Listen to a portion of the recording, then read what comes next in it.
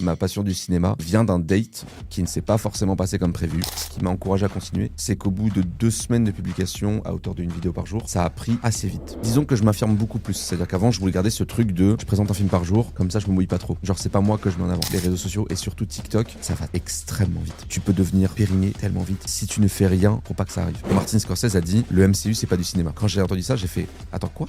You're talking to me? Un de mes réalisateurs préférés dire ça? On va devoir répliquer. Celui qui m'a mis une double gifle supplément merguez où j'ai fini au sol, où il fallait appeler le SAMU. Le film qui m'a vraiment mis une claque interdimensionnelle, c'est...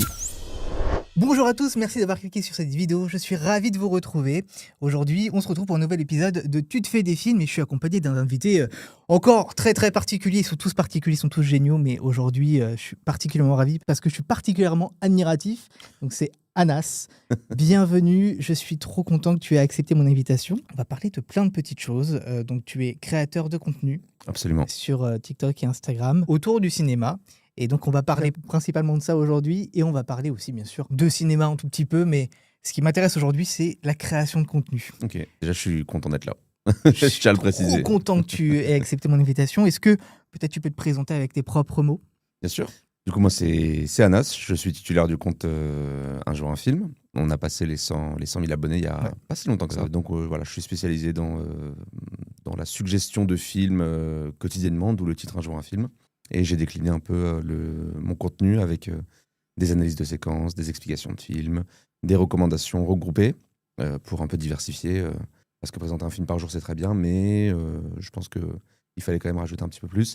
J'ai 32 ans et je vis en région parisienne. Alors moi, ce qui m'intéresse pour commencer, c'est comment est-ce qu'on commence? Qu'est-ce qui a fait qu'un jour, tu t'es dit, tiens, là, aujourd'hui, je vais publier une vidéo sur Instagram ou sur TikTok? J'aime créer, j'aime composer, que ce soit de la musique, que ce soit du texte ou n'importe. J'ai toujours aimé ça. C'est depuis que j'ai 15 ans, 15-16 ans facilement. Et j'ai testé une première fois YouTube en parlant de ciné autour de 2019 et un peu pendant le Covid. Ça n'a pas pris parce que c'était pas assez qualitatif. Il n'y avait pas de véritable plus-value par rapport à ce qui se faisait déjà, à une époque où il y avait déjà Durandal, il y avait déjà Régé Le Gorilla, etc. Donc c'était très compliqué de se positionner dans un marché qui était quand même saturé. Du coup, j'ai un peu laissé tomber, mais en 2022, je me suis dit, tiens, il y a TikTok, pas mal. Ça parle très peu de ciné, parce qu'à l'époque, il me semble qu'il n'y avait que Aude à l'horreur, il n'y avait que Karim, je crois, qu'on embrasse d'ailleurs. Et donc je m'étais dit, ça parle pas beaucoup de ciné, ça n'en parle pas d'une manière que je peux apporter. Donc je me suis dit, c'est parti. Et je me suis lancé. Mais avant de me lancer, je m'étais dit, pourquoi est-ce qu'un pecno comme moi va arriver en disant faut que vous alliez voir ce film. Donc il faut qu'on justifie le discours. Et je me suis dit, il faut que je trouve une position, il faut que je trouve un positionnement, il faut que je trouve un truc un peu catchy. Et en scrollant sur TikTok, je suis tombé sur une vidéo qui m'accroche. Et le mec dit dans la vidéo, je vous présente une recette par jour. Et je me suis dit, ça y est, un jour un film. Et du coup, là, je me suis lancé. Et en fait, ce qui m'a encouragé à continuer, c'est qu'au bout de 2 semaines de publication à hauteur d'une vidéo par jour, ça a pris assez vite. Donc j'étais très content et j'ai pris, je crois, 10 000 abonnés en 6 semaines. Et je me suis dit, c'est parti. Donc c'est venu comme ça. Et quel est ton parcours avant de t'être lancé sur le réseau? Qu'est-ce que tu as fait avant? Alors, je te préviens, la réponse risque d'être un petit peu longue. Ah, bon. Non, je vais condenser, promis. C'est parti. Non, plus sérieusement. Je vais partir du baccalauréat parce que ça a du sens pour la suite. Ouais, vas-y. À la base, j'ai fait un baccalauréat scientifique, spécialité mathématiques, parce que je voulais être astrophysicien. C'était un truc qui me passionnait. Sauf qu'arrivé en première, je tombe sur... on fait d'abord le bac de français et il y a un bouquin qui m'interpelle énormément. C'est Rhinocéros de Ionesco, que beaucoup de personnes ont dû étudier au lycée. Quand je l'ai lu la première fois, je me suis dit, mais qu'est-ce que c'est que ce foutoir? Vraiment, j'étais estomaqué parce que, en gros, l'histoire, c'est une pièce de théâtre dans laquelle des personnes se transforment en rhinocéros, sans raison apparente. Et en fait, plus on creuse, plus on se rend compte qu'il y a toute une réflexion sur les régimes totalitaires du XXe siècle, etc. Cette réflexion, elle m'a tellement bousculé que je me suis dit, je laisse tomber l'astrophysique, de toute façon, je suis pas assez bon dans le bloc scientifique, je vais m'orienter vers un truc beaucoup plus littéraire. Donc j'ai voulu faire journaliste. J'ai rejoint la Sorbonne, et au bout de 2 ans, je me suis aperçu que c'était pas fait pour moi, à cause d'un bouquin qui s'appelle La déontologie journalistique. Je l'ai lu, je me suis dit, je peux pas faire ça. Donc je me suis orienté vers autre chose, et en fait, en m'intéressant un peu plus, je me suis orienté vers la com et le marketing. Du coup, j'ai fait ma 3e année, j'ai obtenu ma licence. J'ai eu une année de battement, et ensuite j'ai fait un master de communication et audiovisuel. De communication et marketing, excuse-moi. Et en fait, à mesure que j'avançais dans mon cursus, je rajoutais des options cinéma. Analyse de séquences, analyse d'images, littérature et cinéma anglophone, etc. Et en fait, ça a vraiment décuplé ma passion pour le cinéma, qui était déjà naissante quand j'étais adolescent. Et pour l'anecdote, et c'est assez drôle, ma passion du cinéma vient d'un date qui ne s'est pas forcément passé comme prévu. C'est une fille qui me plaisait, avec qui je plaisais, qui m'a invité chez elle en disant le fameux coup du « il n'y a personne chez moi, si tu veux venir et tout ».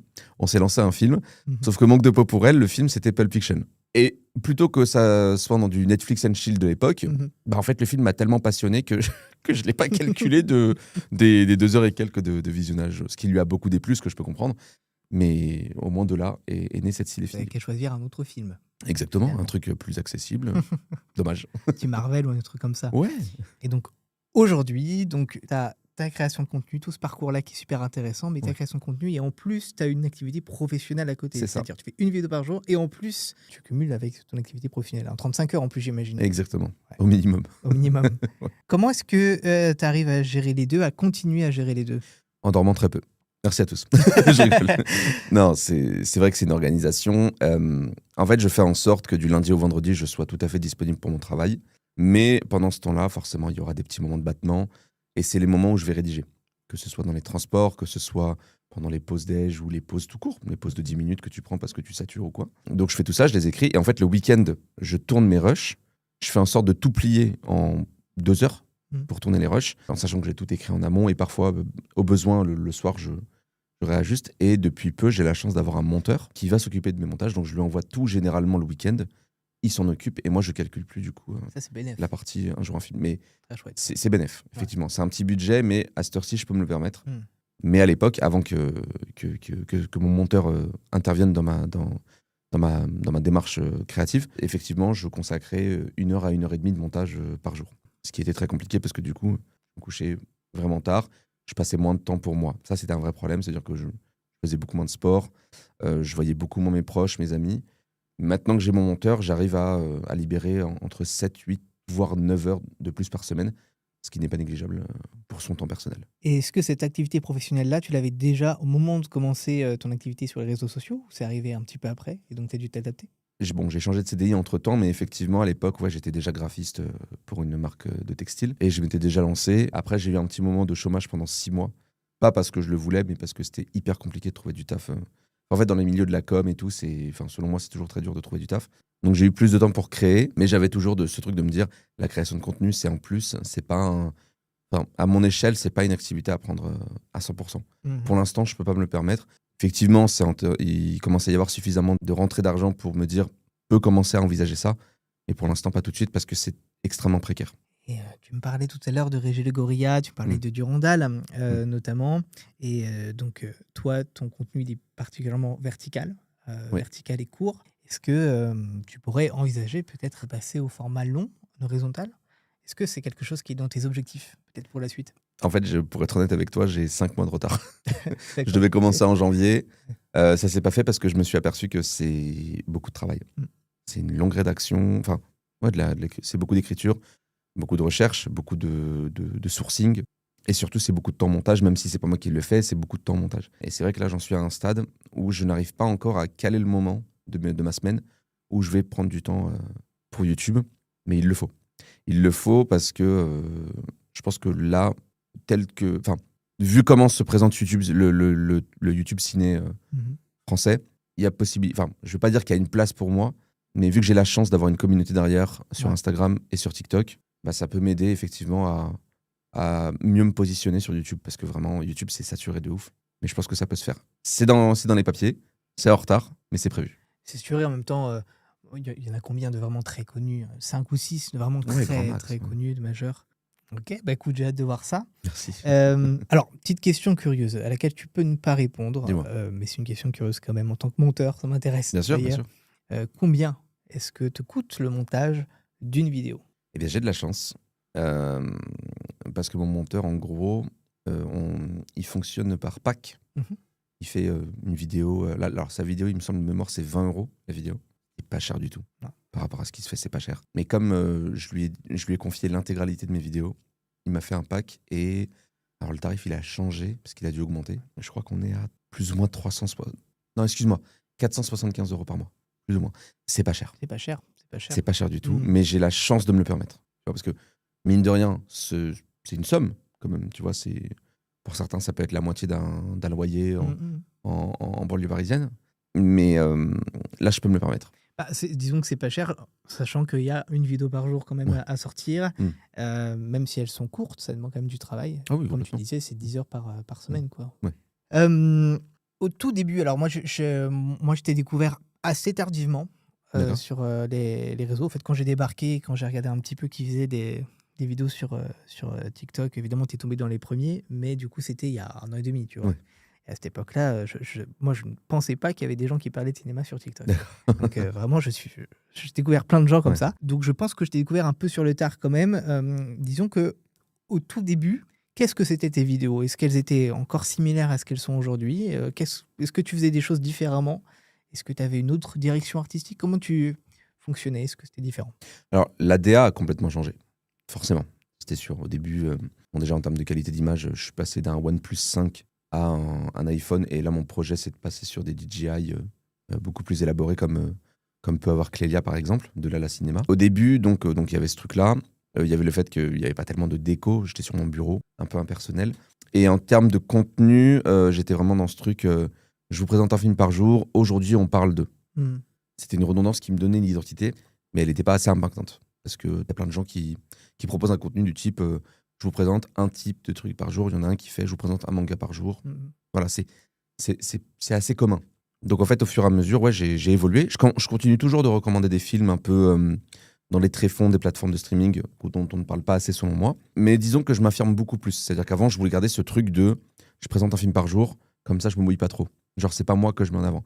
Là, je me mets beaucoup plus en avant en ce moment. Parce que je suis beaucoup plus à l'aise et parce que les personnes qui me suivent et qui sont abonnées de manière très ferme et qui sont assidues dans ma création de contenu veulent en savoir plus sur moi. Et ça me touche beaucoup et je les remercie, hein, vraiment, c'est top. Du coup, je me permets de me montrer un peu plus en rajoutant des touches musicales parce que la Ouais, musique, je c'est l'ai vu, aussi ouais. une de mes passions. Je parle un peu plus de moi, je parle un peu plus de mes ressentis et tout. Donc en fait, on est toujours sur ce truc de recommander des films, mais j'y mets un peu plus de moi. Tu vois ce que je veux dire? Ouais, je vois tout à fait. Donc, alors qu'avant, c'est un jour un film, c'était une barrière, quoi. C'est-à-dire que je me mouillais pas trop. Genre, je suis le mec qui en parle, je me présente, mais je parle que d'un film par jour. Là, je me présente un peu plus, quoi. C'est-à-dire qu'il y a aussi une sorte de légitimité légitimité, Absolument. une sorte de légitimité qui arrive aussi, sachant que tu as plus d'abonnés, donc c'est plus solide, quoi, de pouvoir s'affirmer, de dire bon bah je suis là avec mon avis, Ouais. mais j'ai 130 000 personnes derrière qui attendent ça aussi, j'imagine. C'est ça. C'est ce qu'on se dit. En fait, c'est que ouais, il y a aussi cette question de légitimité. Après, c'est une question tellement large, avec une réponse tellement vaste. Mais c'est vrai que je me dis, à cette échelle, je peux me permettre de me montrer un petit peu plus et de me mettre en avant. À quel moment tu as senti que tu étais pris au sérieux, non pas seulement des spectateurs, mais peut-être des distributeurs ou ce genre de choses? À quel moment c'est arrivé ça dans ta création? Alors, c'est intéressant cette question parce que ma prise en considération par les marques s'est faite tardivement par rapport aux nouveaux arrivants. Enfin, pour moi, il y a eu 2-3 vagues de créateurs de contenu ciné et ça continue. Hein. Dans mon cas, j'ai commencé à être pris au sérieux quand j'ai passé les 55 000 abonnés.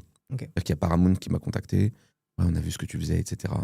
On aimerait faire un partenariat avec toi. Et c'était pour le film Killers of the Flower Moon de Ok, Martin ouais. Scorsese. Mm. Ok, on a eu un partenariat, une avant-première, etc. Je dis tardivement, mais en vérité, ça s'est fait selon moi dans les temps. Parce que via mon taf, je côtoie aussi des influenceurs dans mon secteur de travail. Et généralement, c'est autour des 50-60 000 abonnés que je commence à jeter un petit coup d'œil parce que je me dis, statistiquement, le mec, il est intéressant. Là, en fait, les temps ont changé parce qu'en fait, maintenant, les marques vont contacter des profils avec moins d'abonnés. Pas en se disant qu'ils vont faire des bonnes stats, mais plus créer un effet d'écho et d'amplification en appelant tout type de créateurs de contenu. Ce qui est une stratégie qui se vaut, mais du coup, dans mon cas, ça s'est fait quand j'ai passé les 50-55 000 abonnés. Je t'avoue qu'il y a des fois, je me dis, il y en a qui sont quand même contactés vachement tôt par rapport à moi, donc je me questionne et tout. Mais avec le recul, je me dis, si c'est dans une démarche de créer un écho, bah, je peux le comprendre. Donc c'est vraiment à ce moment-là que j'ai été contacté, en sachant que avant j'étais contacté pour des petits films des petits films indépendants, des petits films d'auteur, francophones ou non, et c'était très cool. J'étais très content. Maintenant là, T'as passé un autre step une fois que c'était Paramount, c'est quand même Killers of the Flower Moon, c'est quand même pas rien. c'est quoi. quelque chose, ouais. C'était quelque chose. Franchement, ouais. Que je salue d'ailleurs, hein, qui sont très sympas dans l'équipe. Ce qu'on voit aussi régulièrement sur ton compte, c'est quand tu es accompagné donc, de plusieurs créateurs de oui. contenu et que en fait, vos questionnaire, le dernier en date, c'était tu jouais de la guitare Ouais, et ils sont censés deviner le titre de l'œuvre. c'est ça. Comment est-ce que c'est arrivé la première fois que tu as fait ce genre de contenu? Comment ça s'est fait en fait? Alors, ça s'est fait comment? Parce qu'il y a que je me trompe. Alors, j'ai un ami qui m'a dit ouais, est-ce que tu as fait ça en ayant vu la vidéo de Florent Garcia, qui est un youtubeur guitariste que je suis. J'étais pas au courant qu'il avait fait ça. En fait, l'idée est venue comment? J'ai toujours voulu essayer d'intégrer la musique dans ce que je fais, pour qu'il y ait une autre valeur ajoutée. Parce que les gens ne le savent peut-être pas, mais la musique est une passion qui peut dépasser le cinéma. Je sais que je brise des mythes, mais je me dis plutôt que de briser ce mythe-là, autant montrer que voilà, c'est un premier truc qui me passionne, autant l'intégrer dans mon contenu. Sachant que c'est pas spécialement étonnant, hein, quand on prend Vin Diesel. Pardon, je fais un petit aparté, mais quand on prend Vin Diesel par exemple, on le voit très connu pour Fast and Furious, mais à la base, ce mec, c'est un motard. Quand tu regardes des guitaristes très connus dans le milieu du métal, parce que c'est un genre que j'écoute beaucoup, la plupart des guitaristes, à la base, c'est pas des métalleux. C'est des joueurs de classique, c'est des joueurs de jazz, des joueurs de blues. Donc, ce côté un peu versatile dans ce qu'ils font, il n'est pas spécialement étonnant. Donc, le fait que moi, je sois plus passionné de musique que de cinéma, ça ne devrait pas choquer. Voilà, c'était pour mon petit aparté. Alors, du coup, comment je l'ai intégré? Je réfléchissais à des trucs. Donc, au début, je faisais un peu des covers. J'avais fait Interstellar qui était plutôt bien accueilli. J'ai voulu faire pareil avec Sinners, mais au final, je suis parti sur autre chose. Et en fait, j'ai une amie, Alice Crocopine, qui a fait une vidéo avec un youtubeur de rock dont j'apprécie le travail, qui s'appelle Reda, le campus de Reda. Et ils ont fait une vidéo très simple, ouais, je joue un morceau et tu le devines. Mais c'est des morceaux classiques à la guitare. Je sais pas si tu connais un peu le rock, mais tout ce qui va être Lynyrd Skynyrd, Metallica, etc. Je me suis dit, bah, autant faire pareil avec des musiques de cinéma. Donc je me suis dit, allez, on va prendre 50 BO ou 50 musiques épiques du cinéma. On va les apprendre à la guitare. On va en faire un concept. Pour l'instant, il y en a 2 qui sont sortis. Ça fait des résultats plutôt chouettes. Pas non plus incroyables, mais on s'éclate. Donc, du coup, on réfléchit. Ça permet au moins de pouvoir sortir un peu plus de contenu et Ouais. de rester dans ce rythme. Alors, moi, Ouais. ma question, elle était plus. Alors, ce concept-là, cette particularité-là que tu joues de la guitare, mais elle était plus large dans le sens, justement, ces contenus-là où tu es accompagné d'autres créateurs. Quand est-ce que c'était la première fois? Qu'est-ce qui est amené à ce format-là? Excuse-moi, j'avais pas. Ah non, mais les deux me vont. Les deux réponses sont très bien. Bah, c'est rigolo parce que le point de départ, c'était justement Killers of the Flower Moon. Donc, il y a eu le partenariat. Je suis invité à l'avant-première et je rencontre le créateur de contenu, Shedley, qui me dit une phrase qui me laisse un peu sceptique. Il me dit, contacte-moi sur Instagram, j'ai un truc à te proposer. Et moi, à l'époque, je connaissais pas les influenceurs. J'en connaissais très, très peu. Je connaissais à peine Clélia, je connaissais à peine Baptiste du compte Prof Babou, Jerry, etc. Mais j'étais toujours dans ce truc, ouais, garde un peu tes distances, le milieu de l'influence, voilà, bon. Donc, quand il me dit ça, je me dis, ok, vas-y, on va voir. Il me file son numéro et il me propose justement de rejoindre son agence. Une agence Init. Donc, au début, je suis pas très partant parce que je me dis, mais les agences, ils ont aussi leur réputation et tout. Enfin, elles ont aussi leur réputation, pardon. Et donc, ils me proposent le truc. On discute pendant, je pense, 1h30, 2 heures, plus ou moins. Et en fait, le fait de signer me permet d'avoir accès justement à ces studios qu'on appelle les bureaux. Et en fait, ça s'est fait comme ça. Donc, je suis arrivé ici. Il y avait une espèce de gros hub de tellement de créateurs de contenu. En fait, tous mes abonnements étaient en train de se déplacer dans la pièce. Donc, c'était assez marrant. Et en fait, à partir de là, j'ai commencé à intégrer les vidéos, les formats Unpopular Opinion, l'essor de la vidéo. Et quand j'ai commencé à prendre un peu mes repères et être bien intégré dans l'équipe, j'ai commencé à demander si je pouvais en faire. Et du coup, ça s'est fait comme ça. Le process a duré quasiment 1 an, mais à terme, ça vaut le coup. Aujourd'hui, tu as ces formats-là. En plus, il va y en avoir, ce que j'ai compris, un petit peu plus en termes d'épisodes où tu joues la guitare, etc. Ouais, on va essayer. Avec d'autres créateurs. Tu as tous tes petits formats. Un jour, une vidéo. Tu nous fais des critiques. Tu nous fais de l'actualité cinéma et séries également. Ouais. Beaucoup de Marvel, on en reparlera. Mais je ne suis pas du tout dans le même univers. Je peux l'entendre, avec grand plaisir. Qu'est-ce que tu espérerais, genre pour les prochaines semaines, prochains mois à venir? Ce serait quoi ton objectif ultime? Bah, en fait, le truc, c'est que je l'ai atteint il n'y a pas très longtemps. Je me suis dit, 2025, j'espère que j'arriverai à avoir un pied au sein de Disney. Okay. Et c'est ce qui s'est passé la semaine dernière. J'ai reçu un mail. Salut, veux-tu rejoindre le Disney Social Club?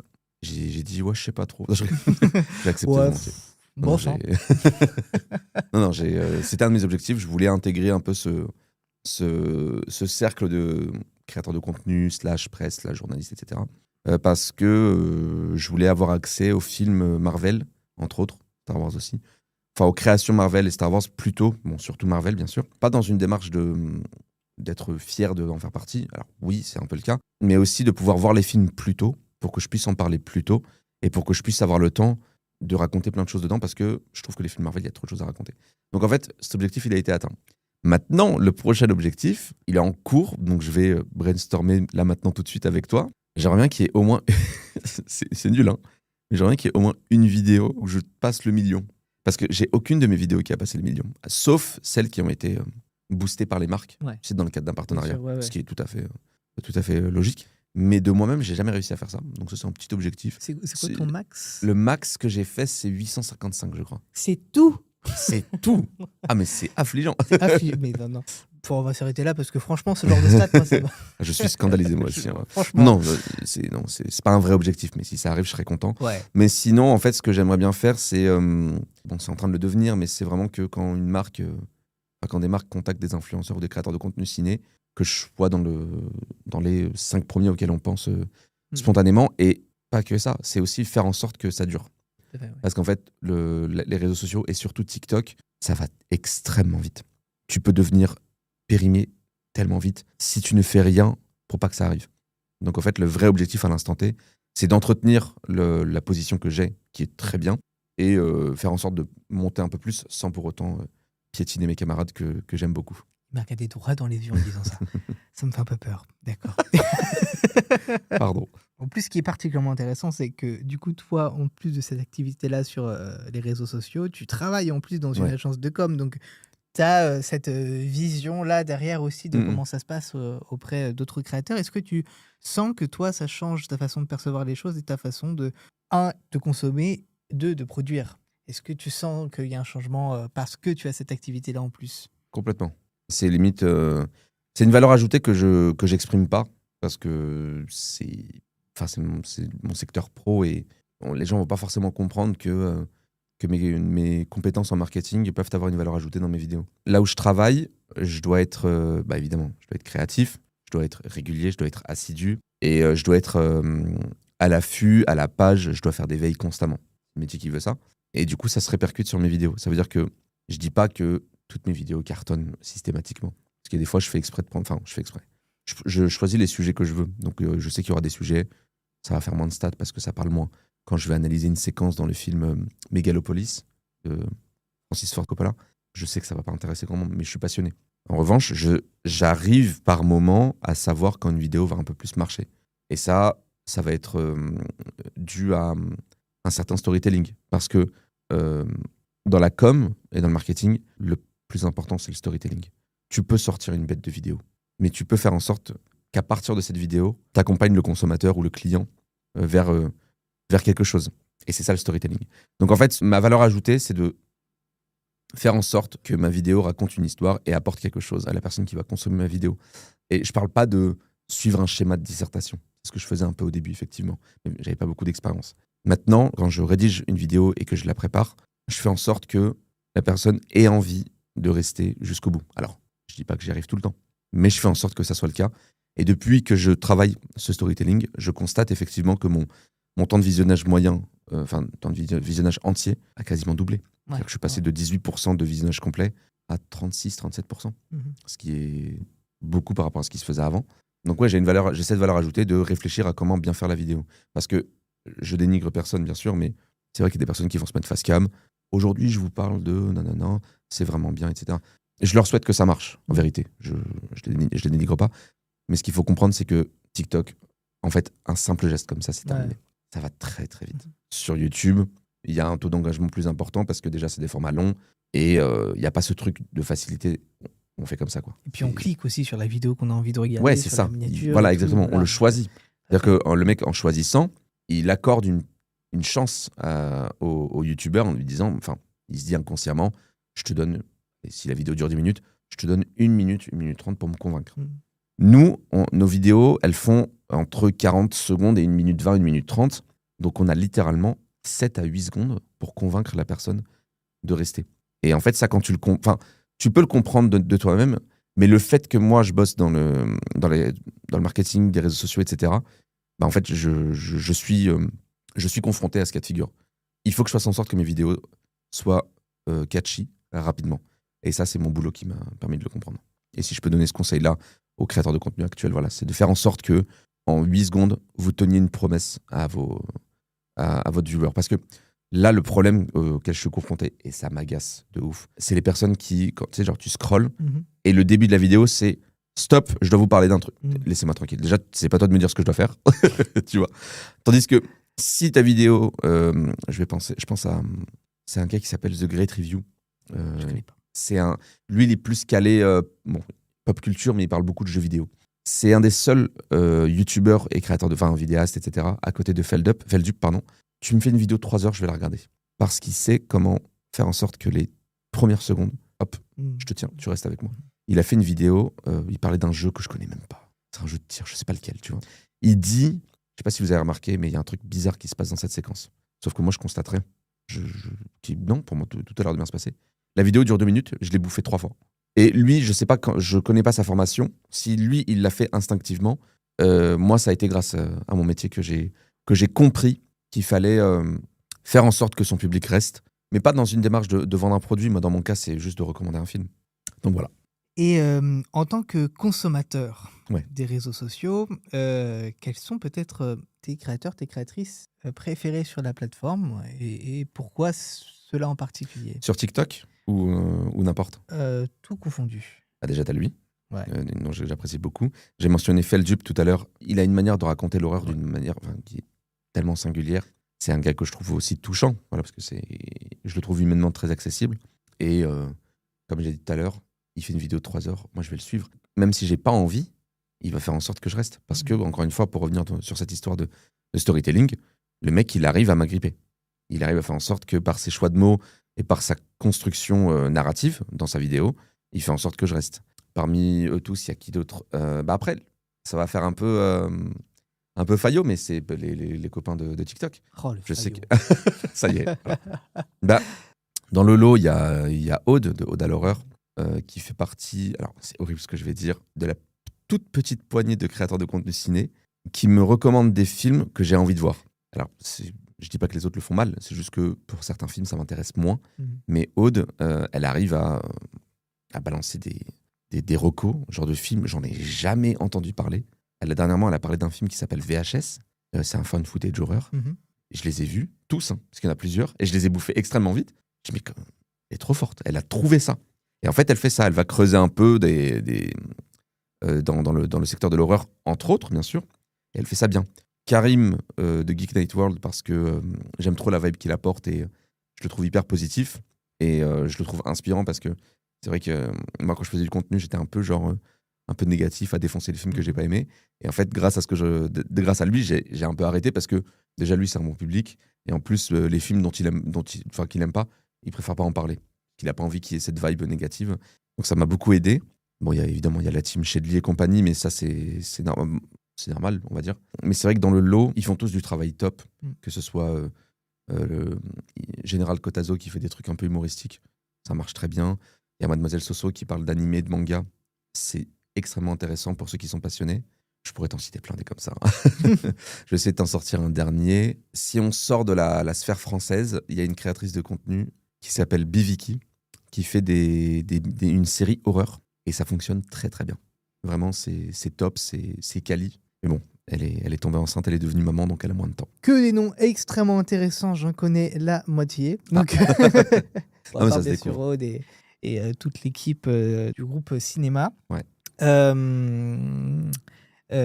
Qu'est-ce que je voulais dire? Il parle tellement que j'en oublie mes questions, c'est quand même fabuleux. C'est fou, hein. C'est le mec parle trop. Pourquoi je l'ai invité, genre? Oh, bah attends, le regret, absolument pas. Je suis ravi que tu sois là. Moi aussi. Alors, ta particularité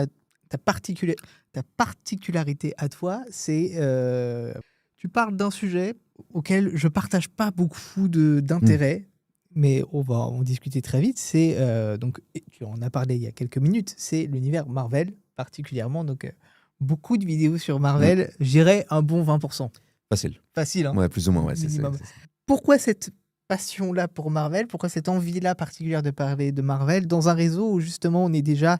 bien sûr qu'on parle qu'on a envie de parler de pop culture parce que, Mm.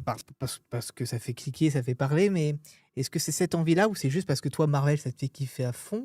Euh, Dis-moi un petit peu ton rapport à Marvel et pourquoi ça revient aussi souvent dans ta vidéo. Je suis très content que tu poses la question. Euh, Marvel, c'est depuis le premier Spider-Man. J'aime bien.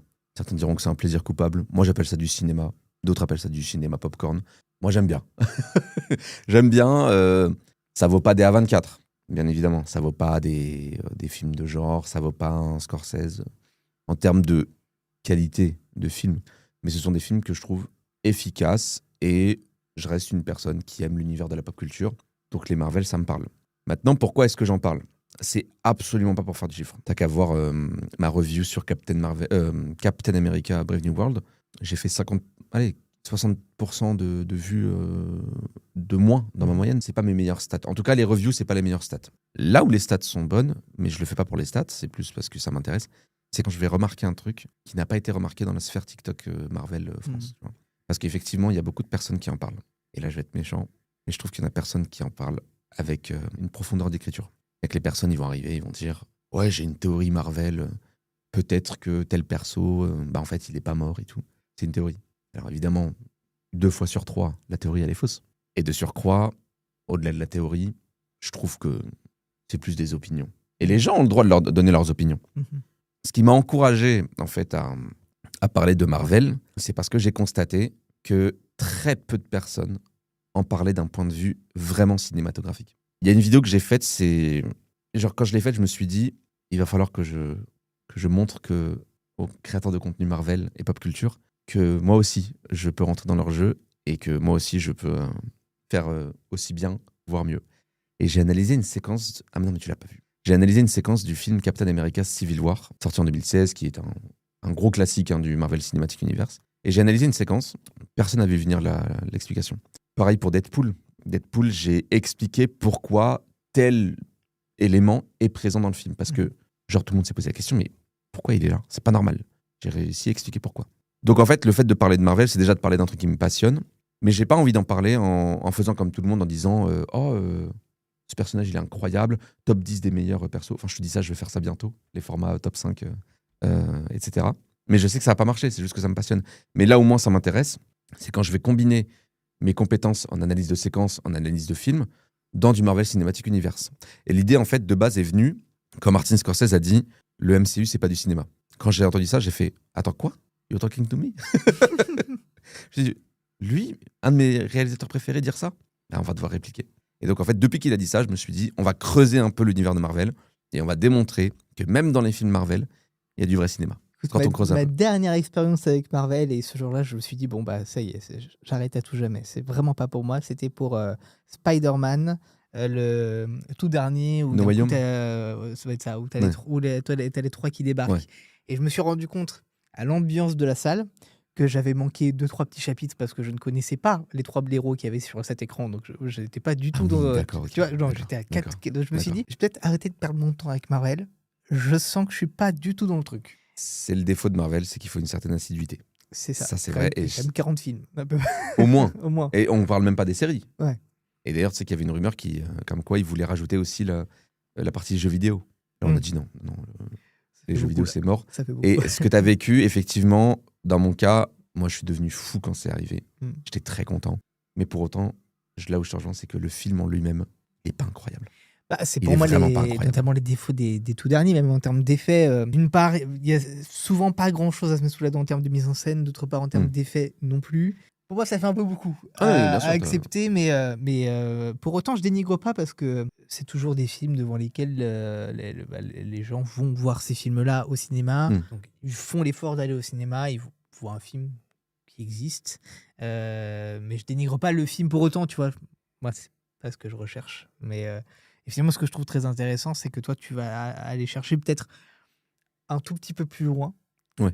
Maintenant, je vais t'avouer en toute honnêteté que c'est pas les contenus que je vais regarder de toi particulièrement, parce que je sens que je suis quand même éloigné du sujet, mais c'est quand même intéressant et assez rare en fait comme approche d'aller analyser comme ça ces films-là. Hors Marvel, quel est ton genre cinématographique préféré? Elle est dure cette question. Je peux te dire ceux que je n'aime pas. J'ai eu beaucoup de mal pendant très longtemps avec les biopics. Je comprenais pas l'intérêt de réaliser tout un film et mettre un immense budget sur une histoire qu'on peut retrouver euh, sur Internet. Ouais. Je trouvais pas forcément l'intérêt. Avec le temps, j'ai compris. Mm. Je me suis dit, bon, ils veulent véhiculer une émotion, ils veulent transmettre un message. Et ça, c'est complètement validé. Je pense à Black Klansman. Je sais pas si tu l'as vu. Je l'ai pas vu celui-là. Non.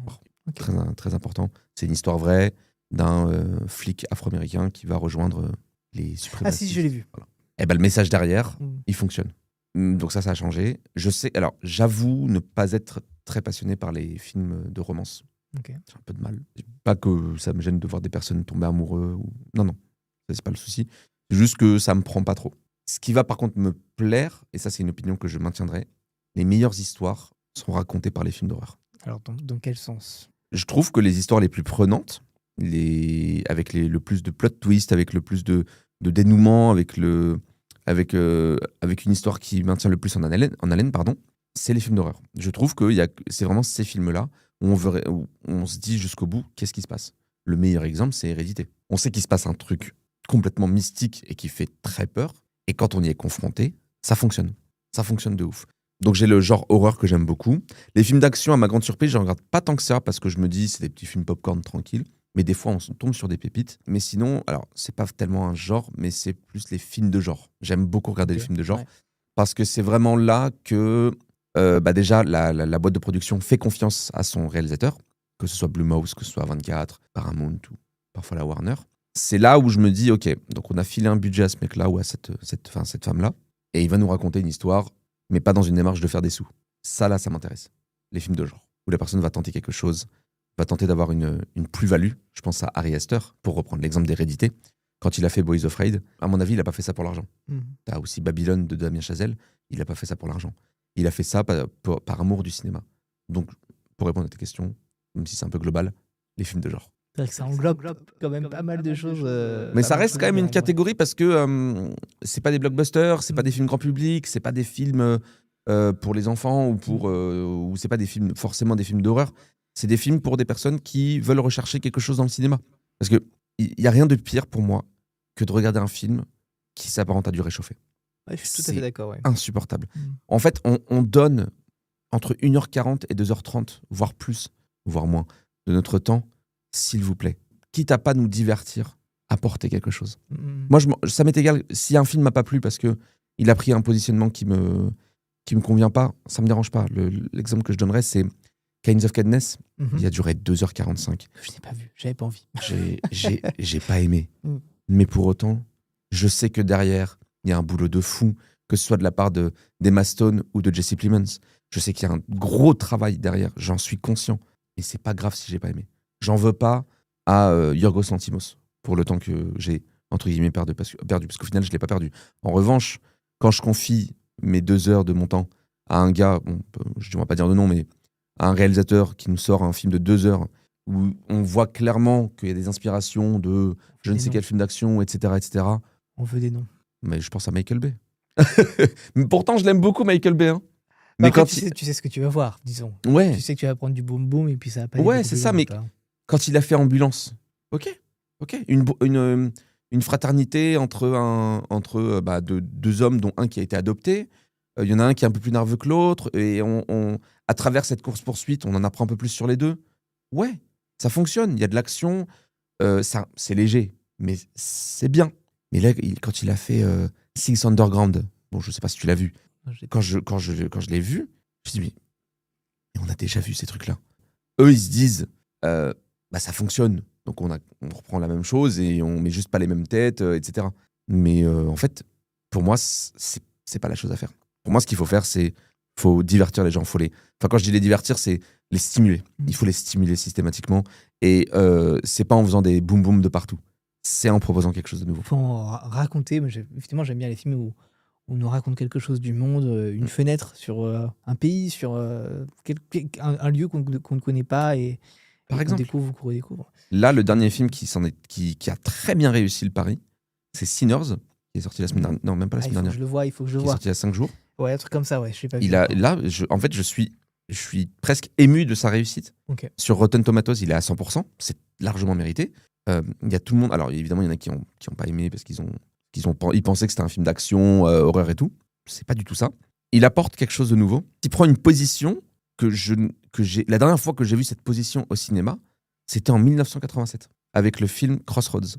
C'est la dernière fois que j'ai vu ce type de sujet évoqué de cette manière, et Sinners l'appuie beaucoup plus parce que c'est un film qui parle de plein de sujets qui sont actuels, et il rend hommage à ces personnes qui ont subi malheureusement ce truc-là. Et ce film, je suis très fier qu'il cartonne. Je veux qu'il cartonne encore plus parce qu'il apporte quelque chose au cinéma.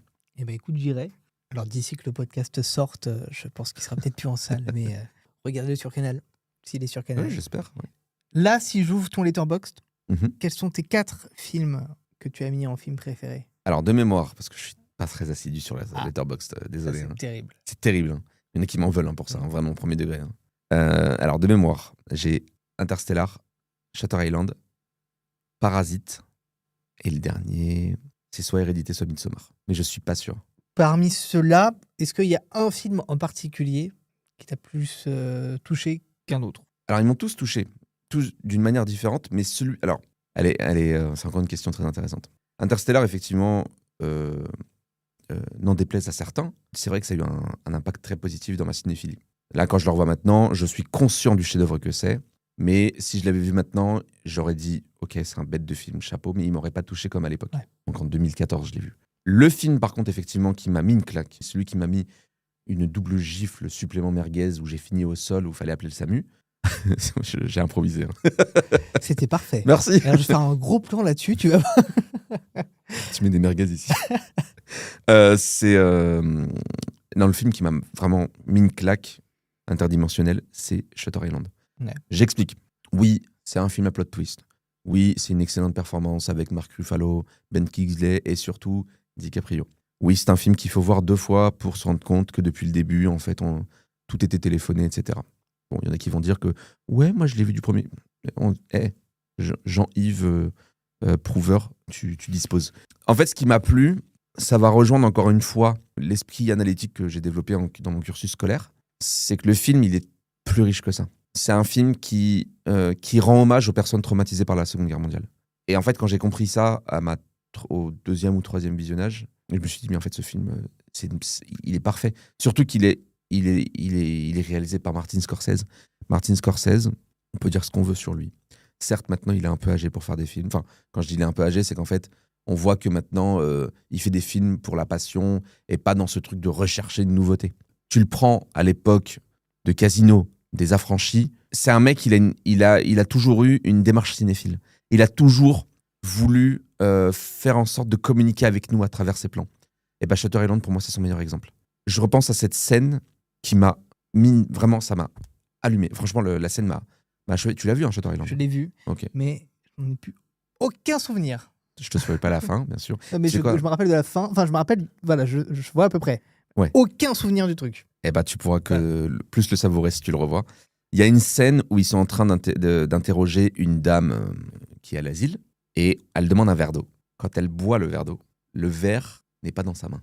Et le plan suivant, quand elle pose le verre est là. Personne n'a compris ce qui s'est passé. Tout le monde était convaincu que c'était un faux raccord. C'était pas un faux raccord. Quand j'ai creusé, que j'ai compris pourquoi le réalisateur a fait ça, j'ai fait Shutter Island, c'est un film de génie. Même des détails, genre la fumée. Parce que tu sais, t'as une grosse présence de fumée, que ce soit au début, quand le bateau il sort, ou quand le directeur de l'établissement fume dans le visage de DiCaprio. En fait, ça aussi, ça a du sens. Absolument tout dans ce film a du sens. Et c'est ce qui fait que ce film m'a percuté. Parce qu'en fait, c'est pas genre le film, genre je me prends une claque d'un coup. Pour être honnête avec toi, la première fois que j'ai vu le film, j'ai pas compris ce qui s'est passé à la fin. Je comprenais pas. Genre, est-ce que c'est vrai? Est-ce que c'est pas vrai? C'est quoi cette phrase à la fin? Est-il mieux de vivre en monstre ou de mourir en homme de bien? Pourquoi il finit avec ça? Et pourquoi est-ce qu'il va voir les médecins? Mais en fait, tout a du sens. Tout a du sens de la première seconde à la dernière. C'est dans cette mesure que ce film m'a mis une claque, parce que ça s'est fait sur plusieurs visionnages. Tu comprends des choses à chaque fois. Alors peut-être que moi, j'ai besoin de temps pour comprendre les choses, c'est ce qui est un peu vrai, mais c'est impossible de tout cerner du premier coup. Tu peux pas comprendre du premier coup qu'en fait, ça c'est un hommage aux soldats qui ont été traumatisés par la période de 39-45. Ça, tu peux pas le cerner d'un coup, parce que c'est trop subtil. Je l'avais pas compris non plus. Voilà. suis rassuré. J'avais peur d'enfoncer une porte ouverte. Mais du coup, c'est ce film-là. Si tu devais choisir un film préféré ever, ce serait plutôt celui-là, plutôt Interstellar ou plutôt même autre chose? Non, je dirais celui-là. Je dirais celui-là par rapport à toutes les raisons que je t'ai évoquées. Mais après, là, tu parles à un mec qui regarde au minimum 300 films par an. Ouais. Donc, c'est très dur de garder un top 1. Je fonctionne plus en tier list. C'est-à-dire que c'est un truc qui bouge constamment, tu vois. Là, pour l'instant, c'est Shutter Island. Fut un temps, c'était The House that Jack Built. Je sais pas si tu l'as vu. Non, il faut que je vois. Je te spoil pas. C'est un film très dur à regarder. Je sais que Clélia en avait fait une vidéo. Elle explique. Ah si, je l'ai vu. C'est tueur en série. Exactement. Ah, oui, Avec Matt Dillon bien sûr. Oui, et Uma Thurman qui disparaît très vite. Le film, je sais pas si tu t'en souviens, mais il est très dur à regarder parce que tu vois un serial killer qui fait des choses abominables. C'est très grave ce qui se passe. Je l'avais vu avec un ami à l'époque et je m'étais dit, mais comment ils ont pu. Enfin, c'est qui Lars von Trier? C'est qui ce malade? Parce que je sais pas si t'as vu le reste de sa filmographie, mais ce mec, il est malade. il y a quelque chose. Il y a quelque chose, tu vois. Puis vient la fin. En fait, tout le long du film, je sais pas si tu te souviens, mais il se fait des réflexions philosophiques et tu vois, t'as des séquences où il montre un pianiste jouant. Je sais plus comment s'appelle cette séquence, ce passage au piano, mais c'est assez connu dans la niche. Il y a toutes ces séquences où il analyse des tableaux, où il explique pourquoi, si, ça. Et moi, je suis genre, mais tiens, c'est bizarre, hein, ça me fait un peu penser à une certaine mythologie, tout ça. Mais tu sais, voilà. Et en fait, il y a la séquence à la fin où tu vois un certain personnage. Et je me suis dit, s'il s'appelle comme ça, je n'ai pas envie de spoiler la fin, s'il s'appelle comme ça, je vais, le nom en V, c'était son nom. Et il y a la fin complètement lunaire. Et je me suis dit, voilà, je viens de comprendre ce que je viens de voir. C'est le film le plus impressionnant que j'ai vu de ma vie. Mais effectivement, Shutter Island, je trouve qu'en termes de profondeur de lecture, met une tempête à The House that Jack Built. Mais de très peu, hein. Ouais, Mais ouais. une petite tempête, quoi, tu vois. Ok. Et c'est dur hein, comme question. Ah bah, je sais, je regarde tout sais le que c'est le temps, genre de question. Moi, mon top 3, il a pas bougé depuis longtemps. C'est quoi ton top 3? Et moi, c'est Les Misérables, Oui. Battle Alors, Royale, oui. Misérables de Tom Hooper. D'accord. Sorti en 2013 maintenant, 2014, 2012, 2011, 2012. Qui est mon film préféré ever. Ouais. Deuxième, donc Battle Royale. Et troisième, Your Name. Your Name. Ok. Alors, les deux premiers, je valide. Hein. Je me permets de juger. Permets-toi de juger. Battle Royale est exceptionnel. Un chef-d'œuvre. Chronique Fiction a analysé la mort du professeur. Si t'as pas vu la vidéo, ouais. très très bonne vidéo. Et j'avais pas pensé ça parce que le mec il se fait allumer et là d'un coup il se relève. Ouais. C'est quoi ce bazar là? Et malgré tout, pour moi, alors je suis extrêmement fan du film et c'est pour ça qu'il est dans le deuxième. Mais pour moi, c'est malgré l'intelligence du propos, c'est une erreur monumentale. Ah ouais? Ouais, parce que le film est tellement sérieux dans son sujet que d'un coup, pour le commun des mortels, pas l'habitude de voir des films, qui n'a pas l'habitude de moments comme ça, de moments d'intelligence ou de moments, tu vois, comme ça, de réflexion, que en fait, c'est pour la plupart des gens, pour les gens, c'est burlesque. Ouais. À un moment donné, c'est drôle. Et c'est pas censé être drôle. T'es pas censé te marrer. Et en fait, c'est la réaction des gens. C'est qu'est-ce que c'est drôle. Or, on parle quand même de choses qui est quand même pas marrant. On parle de lutte des classes, d'égalité des chances, ce genre de choses. Et c'est quand même pas des sujets qui sont censés être jojo, tu vois. Et je trouve qu'il y a une erreur dans la manière de développer le truc, qui n'est pas inintéressant. Oui, non, bien sûr. Mais... Je vois très très bien ce que tu veux dire. C'est en fait, c'est pour le type de public que c'est censé sensibiliser, c'était un peu malvenu. Genre, c'est pas tout le monde qui allait cerner qu'il y avait deux morts finalement, ouais. L'enfant et l'adulte, quoi, tu vois. Donc, qu'ils auraient pu montrer autrement. C'est pas dans le bouquin d'ailleurs, le bouquin que j'ai dévoré. Ok. C'est pas de cette manière-là. Le livre est encore plus sombre. Ah ouais. Bien mieux. Je rêve. Alors, je partage le même rêve fou avec Quentin Tarantino, à savoir de faire le remake de Battle Royale. Donc un jour, quand je serai réalisateur, je ferai un remake de Battle Royale. Excellente idée. Parce qu'il y a de quoi faire. Ah bah oui. Ah là, c'est merveilleux. Tellement riche. Mais Your Name, je n'ai pas voulu le voir, mais pourquoi? Je crois que parce qu'il a été trop encensé et j'ai peur d'être déçu. Bah écoute, moi je le vois très très peu parce que, alors je le mets dans le troisième parce que c'est un de ces rares films où je suis vraiment touché au plus profond de mon être, tellement que j'évite. Parce que vraiment il me bouscule et il me touche et il me bouscule. On a tous des films comme ça. Écoute, ça se tente. Vraiment, vas-y, parce que il y a des choses. Alors, je ne garantis pas, effectivement, il y a des gens qui sont plus touchés que d'autres. Ce qui marche vraiment dans ce film, pour moi, c'est vraiment la fin. Et j'ai encore jamais vu une fin comme ça, de cette manière-là, quoi. Où on nous laisse un peu dans ce sentiment. Et quel film, bordel! Regardez Your Name, mes amis, regarde Your Name. Parce que... Ok, promis. C'est noté. On a parlé de ta création de contenu, beaucoup. Et c'était super intéressant. J'ai tellement hâte de voir tu nous réserves pour la suite. Je suis sûr que tu es un futur créateur aux millions d'abonnés Pourquoi pas. dans 1 an ou 2. Non, je suis sûr parce que voilà, tu as ce truc-là de une vidéo par jour. Tu tiens le truc, tu as un monteur pour t'aider maintenant et je suis sûr. Ouais, y a aucune raison que ça marche pas. Bah, c'est très gentil, merci. Donc, on a parlé de tout ça, c'était super intéressant. J'espère que j'ai fait le tour et que tu n'as rien en tête que tu voulais peut-être Non, dire là-dessus. non, là-dessus, J'ai l'impression qu'on a fait le tour. On a parlé aussi un peu de tes goûts cinématographiques. Maintenant, avant de se quitter, puisque bien sûr, à un moment donné, il faudra qu'on se quitte. évidemment. Parce qu'il est déjà 21h, donc à un moment donné, ça fait... Avant qu'on se quitte, je te propose un petit jeu. Oui. À savoir que je vais te poser, comme depuis le début de ce podcast, des petites questions, mais à l'inverse de ce qu'on a fait avant, vraiment, l'idée, c'est de répondre du tac au tac. Genre oui ou non. Ou Genre une réponse, ok. Ok. directe, immédiate. Ok. Si tu as envie de développer, à un moment donné, tu développes. Évidemment, je n'ai pas tenté à te développer. Mais... On va essayer de condenser. Par exemple, quel est ton antagoniste préféré? Ça se tape, mais je vais dire Dark Vador. Ton super-héros préféré? Dans les films ou tout en général? Film plutôt. Batman. Ton film d'animation préféré? C'est pas vraiment du tac au tac. Hein. Coupera. Si, j'ai Spider-Man Across the Spider-Verse. Ton film musical préféré? Sinners. C'est un film musical? Il y a de la musique? C'est bien le problème. On n'en parle pas. Mais je dois aller voir ça. J'irai juste après. Là, ça y est, tu m'as convaincu. Ton actrice préférée? Tilda Swinton. Acteur préféré? Jake Gyllenhaal. Ton protagoniste préféré? Je vais dire John Wick. Ok. Un film nul, mais vraiment nul, qui possède une séquence géniale. Black Adam. La séquence où Dr. Fate crée une illusion autour de Black Adam.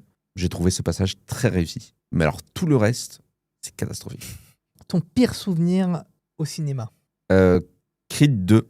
Mais c'est pas à cause du film, c'est à cause du public. Je vais rentrer un peu dans le cliché, mais séance en VF, grosse erreur. C'est là où statistiquement il y a le plus de bêtises, de faits. On va savoir pourquoi. Creed 2, film de boxe, des ados, du popcorn, des gens qui veulent. Qu'est-ce qui peut mal se passer finalement? Bah ça se. Voilà. Non, voilà, Ok. ça s'est battu. Tout simplement. Ah oui, d'accord. Non, mais pas moi. Mais... Ah, dans la salle. Oui, ça s'est battu. Un truc de ouf. Ok. Non, ça a été n'importe quoi. Ok, Donc, ok. pire souvenir pour moi. Le moins bon film que tu aies vu au cinéma dernièrement? Dernièrement. Alors, attends, faut que je me les refasse. Alors, comment il s'appelle? Werewolf. Werewolf? Ouais. C'est sorti quand ça? Début 2025, fin 2024, je crois. Il n'est pas Ok. resté longtemps. Ah oui, j'imagine, parce que vraiment, je n'ai pas entendu parler. Ouais. Très, très, très moche. Ouais. Ah, c'est pas beau. En fait, ça se veut horreur, mais en fait, les déguisements, enfin, les effets spéciaux et déguisements sont tellement moches, bah, t'y crois pas. Même les effets spéciaux sont catastrophiques. Ta séquence préférée, mais globalement, je veux Mhm. dire, même le cinéma que tu aimes, que tu n'aimes pas, vraiment une séquence qui t'a marqué au plus profond de ton être. Bah, la fin d'Interstellar. La toute fin. Bon, je spoil parce qu'à un moment donné, ça fait plus de 10 ans. Voilà. Je pense que Pas tout mon le problème monde maintenant. l'a vu. Tout le monde l'a vu. La séquence, quand il arrive à faire écrire à sa fille l'algorithme pour trouver une zone habitable dans le système solaire et qu'il sort. Je trouve que ce moment est exceptionnel parce qu'en fait, il va plus loin qu'une conclusion. Il rend hommage aussi à 2001 l'Odyssée de l'espace d'une manière très subtile. J'en ai fait une théorie où j'explique qu'à la fin, Cooper, normalement, est censé être mort. Et je fais le rapprochement avec 2001 l'Odyssée de l'espace ainsi que le livre 2001 3001 l'Odyssée de l'espace. Alors, il y en a qui lui ont réfuté ma théorie en disant, parce qu'en fait, toute la clé de la compréhension de cette scène est dans la musique. Sauf qu'en fait, des personnes m'ont répondu que Hans Zimmer a composé la musique sans avoir vu le film. Je refuse d'y croire. Parce que c'est beaucoup trop explicite pour que ce soit faux. Donc voilà, ça c'est une des séquences qui m'a marqué et qui m'a ému aux larmes, pas parce que la séquence est émouvante, mais parce que elle est beaucoup trop riche scénaristiquement.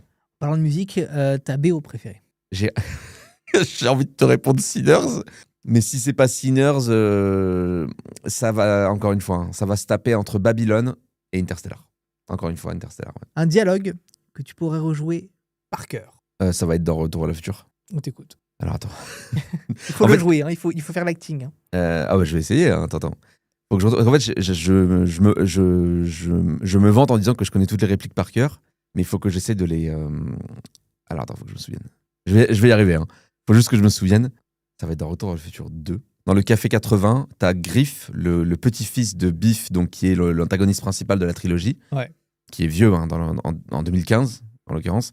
Et donc, en fait, il embarque Marty Junior en lui disant on a un plan, tu viens avec nous. Il lui dit ouais, je sais pas trop et tout. Donc, il le jette au-dessus du comptoir, sauf qu'en fait, derrière le comptoir, t'as Marty qui prend la casquette de Marty Junior et en fait, ils se ressemblent comme deux gouttes d'eau.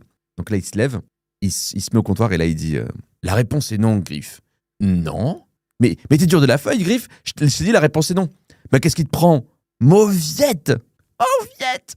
Qu'est-ce que tu viens de dire? Je t'ai traité de mauviette. Personne ne me traite de mauviette. J'ai réussi à te la reconstituer. Incroyable. On avait l'image, on avait le montage, on avait tout. Et pour finir, un film qui t'a fait pleurer. Je vais prendre un film récent parce qu'il m'a fait pleurer d'une manière qui n'est pas comme les autres. Je pourrais te prendre La Ligne verte parce que ça fonctionne. Je pourrais te prendre Titanic parce que oui, ça m'a touché. Mais je vais en prendre un parce que la raison est très personnelle, c'est Better Man. Okay. Better Man parce que en fait, ce qui est fou, c'est que je l'ai vu 2 fois en avant-première et j'ai fait un partenariat avec Paramount avec ce film, donc j'ai dû le voir 3 fois. En fait, ce film me fait pleurer à chaque fois au même moment, mais à chaque fois. Je sais pas si tu as pu voir. Je l'ai vu. En fait, la musique My Way, j'ai une proximité avec cette musique. Parce que c'est une musique de mon enfance. C'est une musique que j'écoutais beaucoup avec ma mère, qui nous a quittés il y a 2 ans. Et que j'écoutais aussi avec mon père, qui tenait un restaurant à l'époque. En fait, c'était une musique qui m'était beaucoup. Donc, en fait, à chaque fois que j'y allais, c'est-à-dire 2 à 3 fois par semaine, cette musique passait. Mais il y avait la version de Frank Sinatra et la version de Claude François qu'il avait appelée comme d'habitude. Donc, en fait, cette musique déjà faisait un écho à mon passé. Et en fait, le sujet traité dans ce film me parle beaucoup. Ça me parle beaucoup. Pas ce truc de vouloir avoir l'attention des gens. Alors, Dixit, le mec qui fait de la création de contenu, mais je fais pas ça pour avoir l'attention des gens. Je fais ça parce que ça me passionne de partager ma passion. Si je peux apporter aux gens, ça me fait plaisir. Je m'en fous d'avoir de l'attention. Pour donner un ordre d'idée, j'ai croisé une personne qui m'a dit, et je te jure que c'est vrai, il m'a attendu, il a attendu que je sorte du moyen de transport que j'utilisais, et il m'a dit, je suis fan de toi. Et je lui ai répondu, non, je suis désolé, ça c'est... je lui ai pas dit arrête tes conneries, mais je lui ai dit non, ça, je suis désolé, je peux pas. Si t'aimes mon travail, c'est cool. Si tu me soutiens, c'est cool. Mais être fan de moi, c'est vraiment pas ce que je veux, tu vois. Donc c'est pour te dire que c'est pas pour l'ego que je fais ça. Et en fait, le film m'a fait pleurer parce que la fin, il y a toute cette séquence émouvante avec le papa, avec lui, les différentes versions du passé. Et donc j'ai pleuré à chaque fois au même moment en me disant déjà c'est beau, même si cette séquence est extrêmement égocentrée pour Robbie Williams parce que c'est un film. Ça parle que de lui et c'est que lui, enfin c'est vraiment que lui, bah ça m'a touché parce que ça m'a parlé. Et la corde sensible, c'est qu'il a joué My Way. Et My Way te parle plus ça me touche droit au cœur, quoi. Et le dernier film où tu as ri aux éclats? Le dernier film, tu vois, alors c'est intéressant parce qu'il y a peu de films où je ris aux éclats. Parce que c'est vraiment pas le rire que je recherche. Il y a un réalisateur qui a dit une phrase qui est totalement véridique. Il a dit les comédies, c'est pas du cinéma, c'est du théâtre filmé. Parce qu'en fait, techniquement, dans les comédies, concrètement, il n'y a rien. Je suis désolé, il n'y a rien. C'est que des chants contre chants ou des plans très simples et accessibles où on voit des acteurs faire leur performance. Alors oui, c'est rigolo, mais c'est pas, pour moi, du vrai cinéma. Oui, mais malgré tout, parfois... Moi, je vais dire ma réponse à moi à cette question. Dis-moi. Par exemple, c'est Minecraft. Ouais. Où d'un coup, j'ai pas contrôlé, il y avait une blague qui est sortie, j'ai ri. C'est vrai? C'est laquelle? Je sais aucun souvenir, mais je sais que j'ai ri et que j'ai eu honte de rire sur le moment. Ouais. Tu vois, je m'attendais pas à rire, mais parce que sans être foncièrement réussi, sans que la blague soit particulièrement marrante, tu vois, quand le film quand t'es pris dedans, tu vois, quand le film t'envoie le truc au bon moment, ça marche. Okay. Est-ce qu'il y a un film comme ça où t'étais pas prêt? Vas-y. C'est La Légende d'Oshi. J'ai explosé de rire. Je sais pas si c'était nerveux, mais en fait, il y a une réplique. Il y a 2 passages. Je pense que c'était nerveux parce que j'étais fatigué.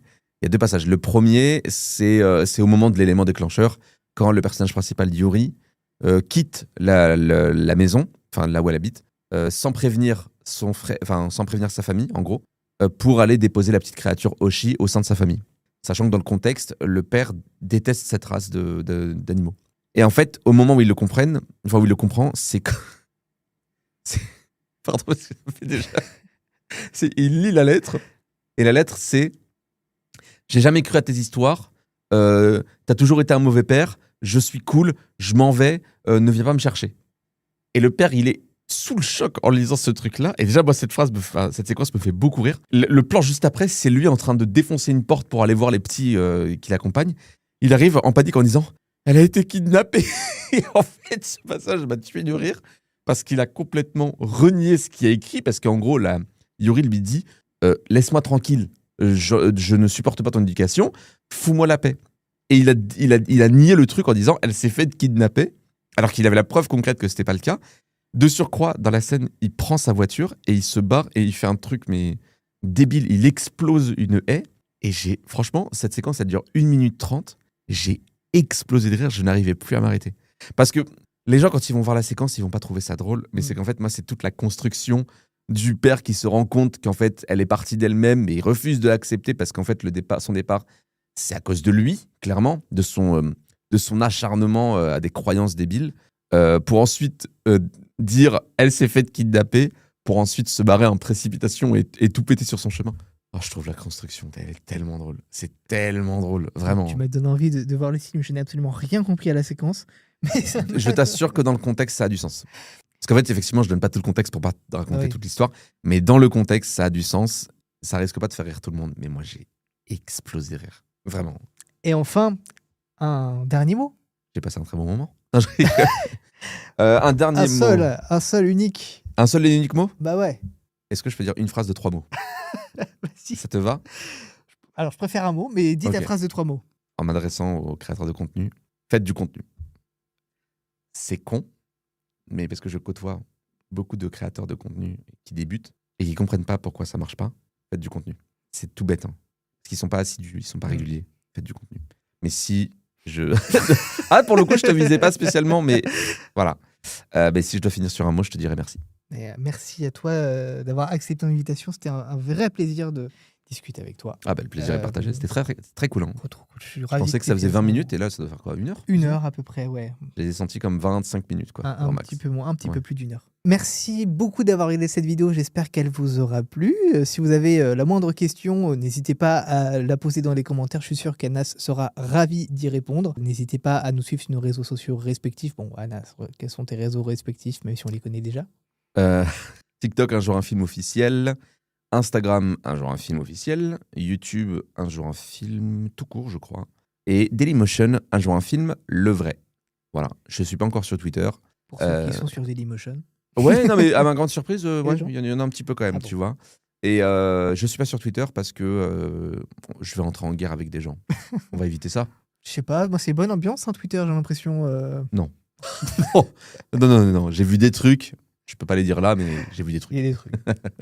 Et moi, vous pouvez me retrouver sur Vincent-MLL. Ce nom est toujours beaucoup trop long, mais j'ai toujours pas changé. Je sais pas si ça va arriver un jour, mais peut-être un jour, peut-être. J'espère que vous avez kiffé. On se retrouve très très prochainement pour une autre vidéo. Merci encore, Anas, d'avoir participé. Et merci à vous d'avoir regardé la vidéo. Et là, c'est le moment que je préfère, c'est-à-dire qu'on regarde tous les deux vers la caméra, juste là, qui nous filme tous les deux, et on fait un coucou comme ça.